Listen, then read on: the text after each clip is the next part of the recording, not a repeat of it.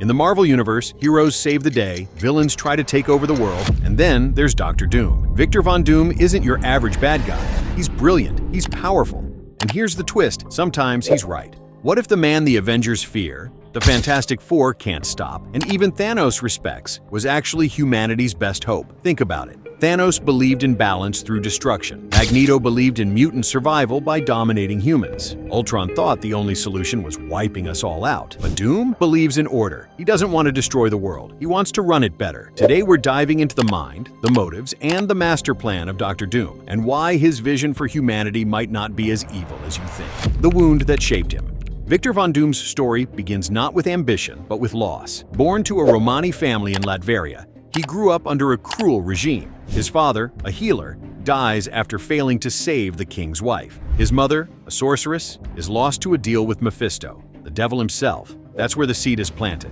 Doom swears that no one he loves will ever be powerless again. Unlike most heroes who dedicate themselves to protecting others, Doom doesn't trust people to make the right choices. To him, freedom is weakness. Only control can stop suffering. Where Tony Stark built a suit of armor to protect himself, Doom built a kingdom. Where Reed Richards sought discovery, Doom sought mastery, not just of science, but of sorcery. He's one of the only characters in Marvel who can stand shoulder to shoulder with Doctor Strange in magic and Reed Richards in science. That alone tells you what kind of threat or savior he could be. The birth of Dr. Doom. Invited to Empire State University, Doom meets Reed Richards, the man who will become his lifelong rival. When Reed warns him about a flaw in an experiment to contact his mother's soul, Doom's pride gets in the way. He ignores him. The machine explodes, scarring his face. Here's the irony. Some comics suggest the scars were barely visible. Doom could have lived a normal life, but his perfectionist pride refused to accept even the smallest flaw. So he hid behind a mask, not because the world rejected him, but because he rejected himself. This moment cements the difference between Doom and Reed. Reed is willing to admit mistakes, to adapt.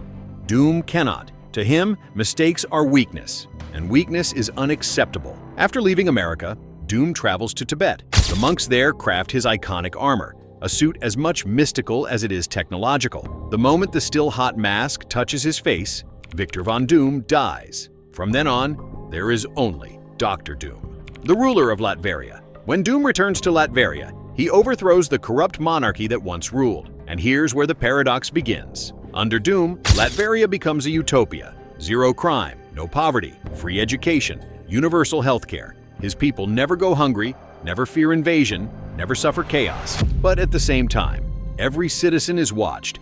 Dissent is crushed instantly. Freedom of speech, gone. Choice, limited. Compare this to real-world regimes. Some see Doom as a benevolent dictator like Marcus Aurelius, others as a Stalin with a genius IQ. Latveria is both paradise and prison, and Doom looks at this as proof that his way works. If it works for Latveria, why not the whole planet? Doom the savior. Here's the uncomfortable truth. Doom has saved the world, more than once. In Emperor Doom, he literally takes over the Earth using mind control. And guess what? It works. No wars, no crime, no suffering. The Avengers eventually free humanity. But when the control fades, people beg Doom to bring it back. Because for the first time ever, life was perfect. In Secret Wars, Doom steals the power of the Beyonder, essentially becoming a god, and reshapes reality into something stable, orderly, safe. In Infinity Gauntlet, Doom helps the heroes fight Thanos, not out of kindness, but because he believed Thanos was unworthy of such power. And in infamous Iron Man, after Tony Stark's apparent death, Doom puts on the Iron Man armor himself and genuinely tries to be a hero. Think about that. The man Marvel paints as its greatest villain once replaced Iron Man and did a damn good job. The unsettling pattern? Doom's rule, Doom's methods, Doom's vision. It works. The flaw. But here's the tragedy. Doom's greatest strength, his pride, is also his downfall. He can't compromise. He can't share power. He can't accept that anyone else might have a solution. Even when he saves the world, it's never enough unless he's the one in control. This is what separates him from heroes like Captain America, who believes in collective freedom, or even Black Panther, who rules but still listens to his people. Doom doesn't listen. Doom commands. That's why he can never truly be a hero. He could be humanity's greatest protector, but he'll always be its ruler first. What if he was right? So, here's the big question. What if Doctor Doom's vision actually became reality? The wars, gone. Crime, erased. Inequality, solved.